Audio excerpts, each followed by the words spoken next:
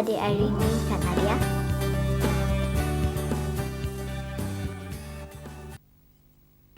Comel sangat.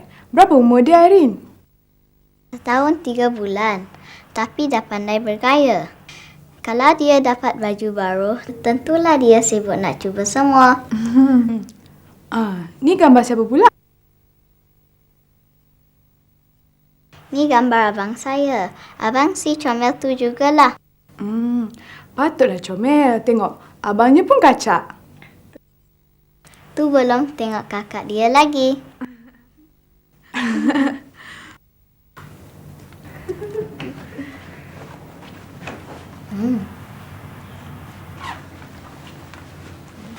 Assalamualaikum Kak Nadia.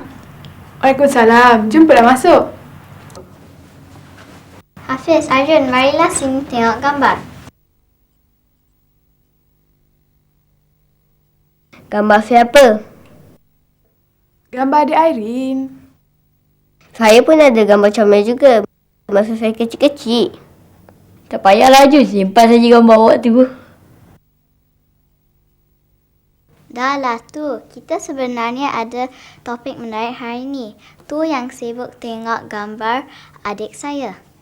Saya tahu, hari ini kita akan berbincang mengenali hari keluarga sendiri kan Kak Nadia?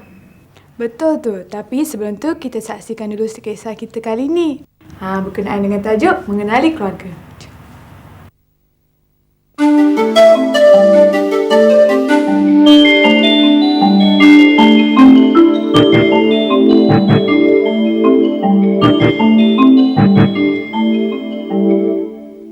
Episod kali ini mengisahkan Zaki, seorang anak yang telah kehilangan bapanya.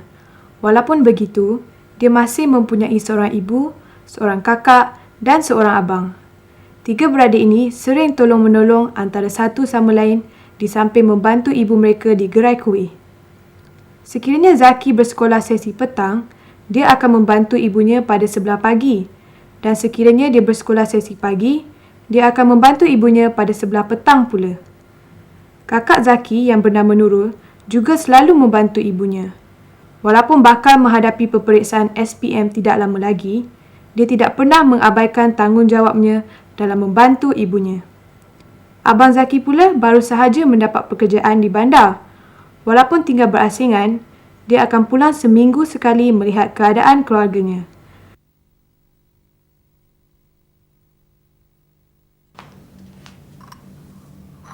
Air Kak.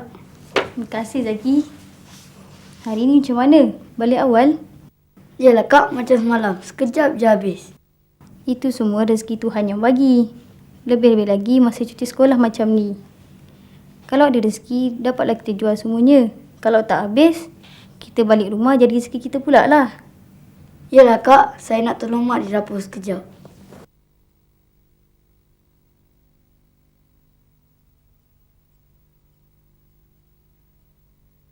Zaki dan ibunya akan berniaga kuih muih setiap hari.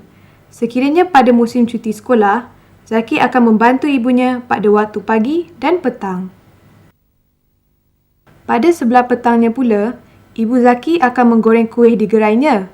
Pada waktu petang, semakin ramai orang yang datang membeli kuih di gerai ibunya.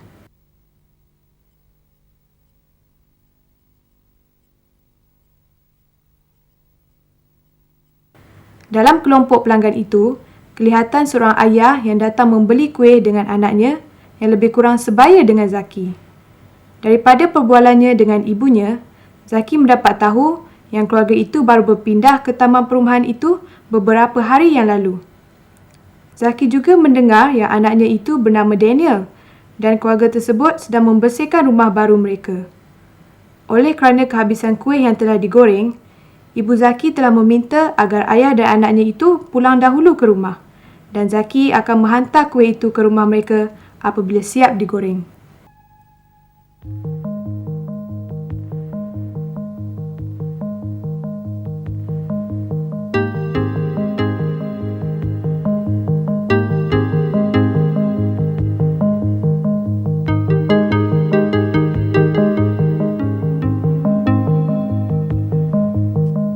Assalamualaikum. Waalaikumsalam.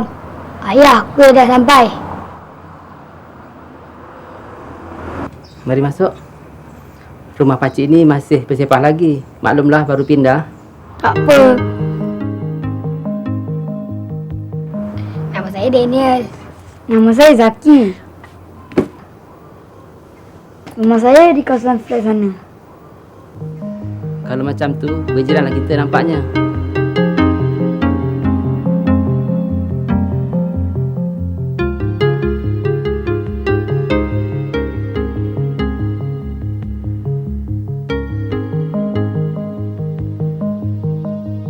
Zaki telah menjadi kawan rapat kepada Daniel. Setiap kali habis membantu ibunya, Zaki akan ke rumah Daniel. Mereka akan bermain bersama-sama di taman permainan.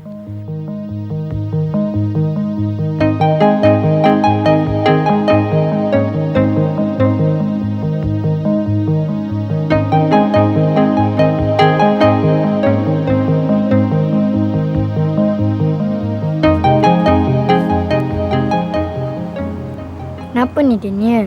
Nampak macam tak semangat je. Tak ada apa-apa. Jangan nak tipulah Daniel. Nampak sangat daripada air muka awak tu. Saya sebenarnya masih tak dapat menyesuaikan diri sebenarnya. Menyesuaikan diri apa pula? Rumah baru awak tu. Bukan pasal rumah baru, tapi pasal keluarga saya. Kenapa dengan keluarga awak?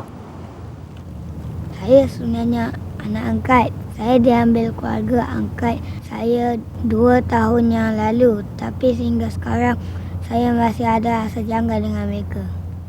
Tak sangka awak anak angkat. Saya tengok mereka macam keluarga sebenar awak. Mereka memang baik dengan saya.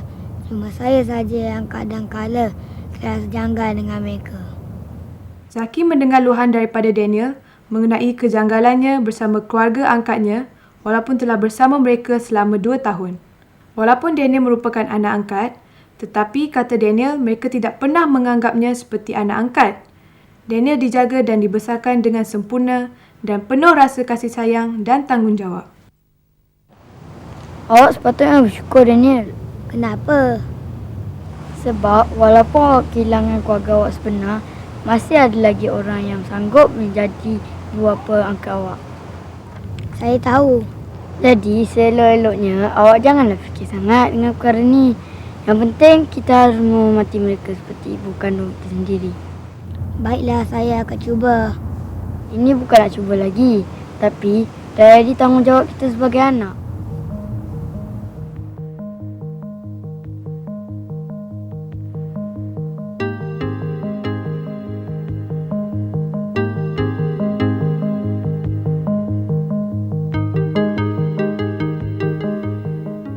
Dalam hidup ni bukan semua orang mendapat kebahagiaan yang sama. Yelah, macam kisah Zaki tadi, dia telah kehilangan bapanya dalam usia yang begitu muda. Tapi mujurlah dia masih ada ibunya yang masih hidup. Kalau dilihat liku-liku hidup Daniel, kita akan merasa betapa syukurnya kita kerana masih mempunyai ibu dan ayah yang masih hidup. Bukan setakat ibu dan bapa sahaja, kita juga kena bersyukur sekiranya kita masih ada datuk dan nenek kita. Di samping itu, kita juga kena saling menghormati adik-beradik kita yang lain.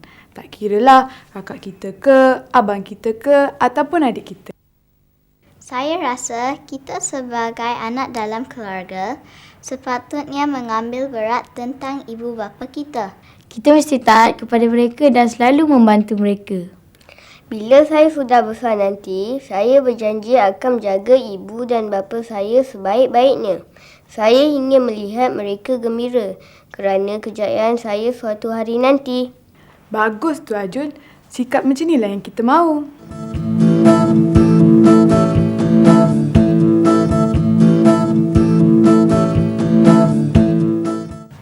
Baiklah adik-adik, hari ini kita ada seorang tokoh yang tidak asing lagi kepada kita, iaitu Tuan Haji Hushim bin Haji Saleh, kaunselor di Universiti Melaya.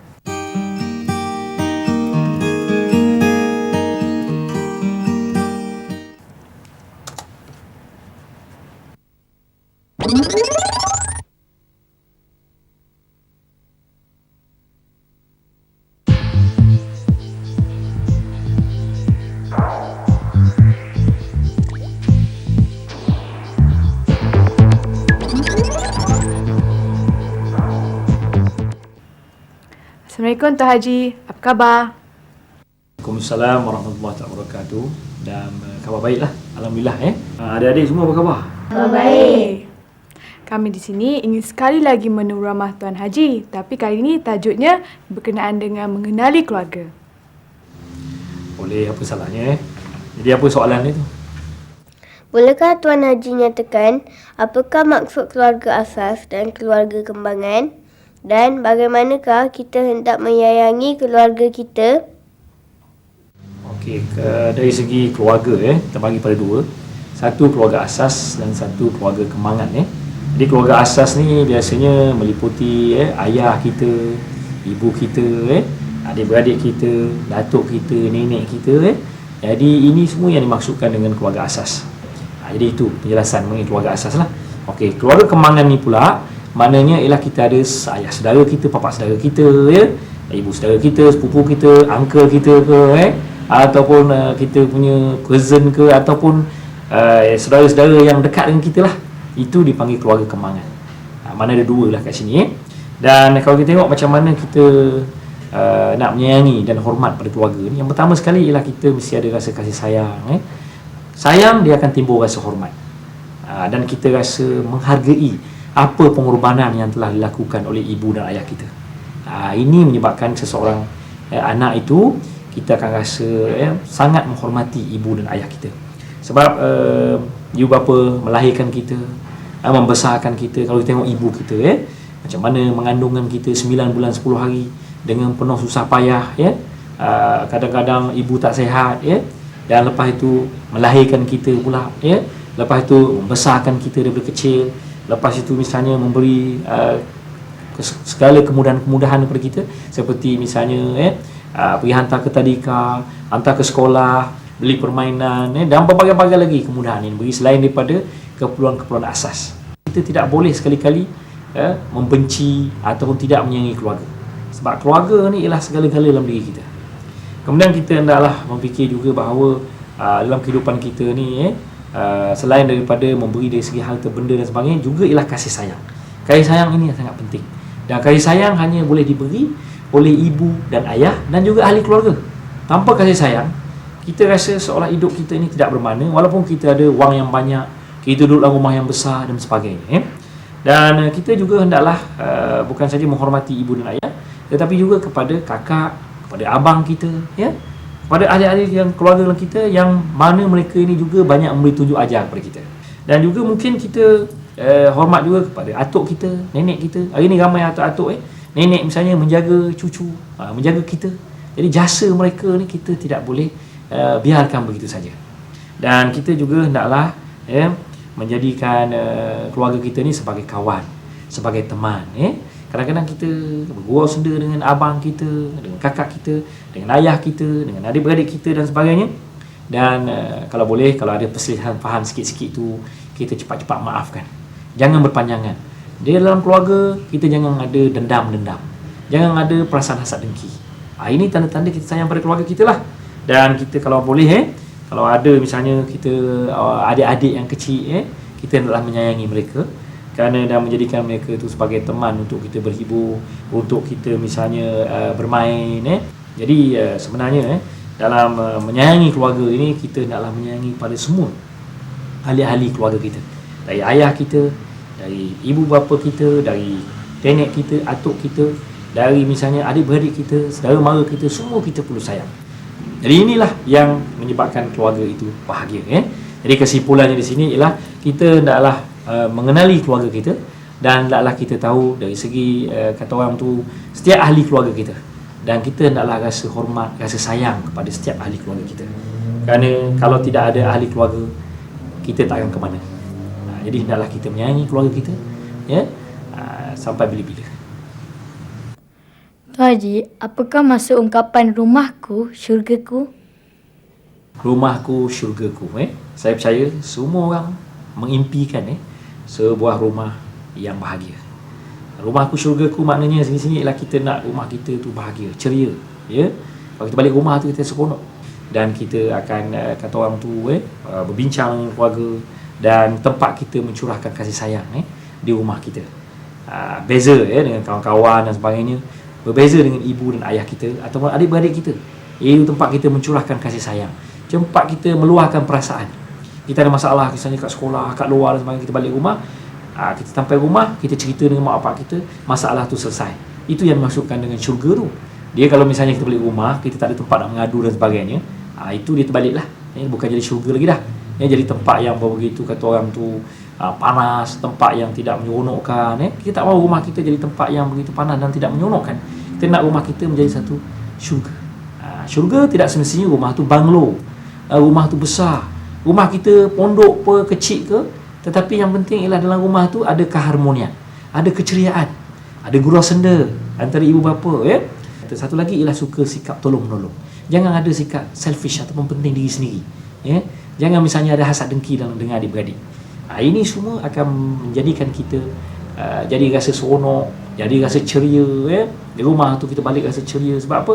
Semua orang rasa penting dalam keluarga tu. Dan timbul rasa kasih sayang, timbul rasa misalnya keseronokan dalam keluarga itu. Inilah yang dimaksudkan dengan rumahku, syurgaku. Tuan Haji, bolehkah Tuan Haji Hushim nyatakan bagaimanakah cara hidup berkeluarga?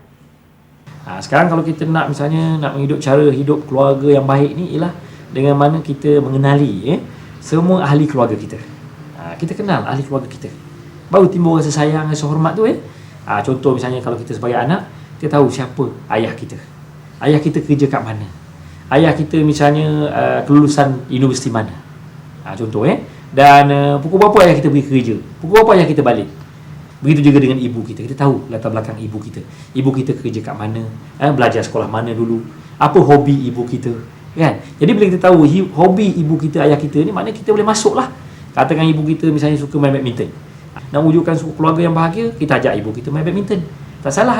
Jadi ibu kita rasa seronok. Mana anak-anak memahami hobi dia, kegemaran dia. Jadi ini semua sebenarnya kita hendaklah sentiasa kata orang tu mewujudkan suasana yang harmoni dalam keluarga. Begitu juga misalnya kalau kita lihat kita nak mengenali misalnya abang kita, kakak kita. Jadi ini macam tu juga. Kita hendaklah sentiasa mengetahui abang kita belajar kat mana, abang kita sekolah mana. Dan abang kita misalnya kita perlu tahu juga dari tarikh lahir dia. Kadang-kadang kita adik-beradik kita kena ni, hari lahir ni kadang-kadang sensitif, tarikh lahir. Jadi kalau boleh misalnya kita tahu abang kita, dia minat baju colour apa, kakak kita misalnya minat tudung warna apa, minat misalnya baju warna apa, t-shirt warna apa, kita tahu. Jadi di sini masing-masing tahu dan kenal mengenali antara satu sama lain. Bila kenal mengenali antara satu sama lain, ini kita katakan iaitu mewujudkan perhubungan yang mesra dalam keluarga. Saling misalnya mengenali antara satu sama lain. Kita tahu apa kelebihan, apa kelemahan adik-beradik kita, apa yang tak disukai oleh ibu dan ayah kita. Kita tahu apa yang ayah kita suka, apa yang ibu kita suka, sampai kepada makanan sekalipun. Kalau boleh kita tahu apa yang ayah kita suka, mungkin apa yang ibu kita suka. Mungkin kalau kita misalnya ada duit sikit ke, kita nak beli makanan ke untuk ayah dan ibu kita, mungkin kita boleh beli makanan kegemaran ibu dan ayah. Betul tak? Macam mana ayah dan ibu kita tahu kegemaran kita. Biasanya ayah-ayah tahu kegemaran anak-anak, tapi anak-anak kemungkinan ada yang tak tahu kegemaran ayah dan ibu. Jadi kalau boleh di sini kita hendaklah mengetahui dengan lebih mendalam lagi tentang ahli keluarga kita. Dan yang seterusnya ialah kita hendaklah melahirkan kasih sayang. Senang je nak melahirkan kasih sayang ni dalam keluarga ni. Sebab setiap orang memerlukan kepada kasih sayang. Kasih sayang tu paling mahal sekali. Dan cara nak menunjukkan kasih sayang, satu ialah dengan cara kata-kata. Contoh kalau kita anak misalnya, kita pergi ke ayah kita, ayah nak pergi sekolah pagi misalnya, cakap dengan ayah, ayah, alun sayang ayah, cium pipi ayah, salam ayah. Bukan cium tangan saja, cium ayah kita, peluk ayah kita. Lepas tu kita cium mak kita, kita peluk mak kita. Nampak tu? Itu satu. Yang kedua, dengan cara ucap terima kasih. Kalau misalnya kat dapur mak kita masak sedap-sedap, cakap dengan mak, hari ni mak masak sedap, terima kasih banyak mak. Oh best lah mama, ada mama macam ni best lah.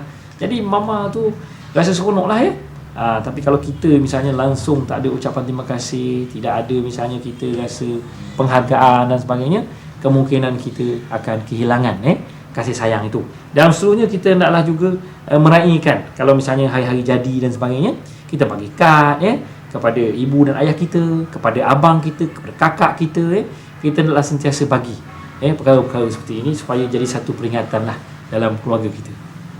Dan semoga adik-adik semua berada dalam keluarga yang bahagia. Itu doa saya. Terima kasih.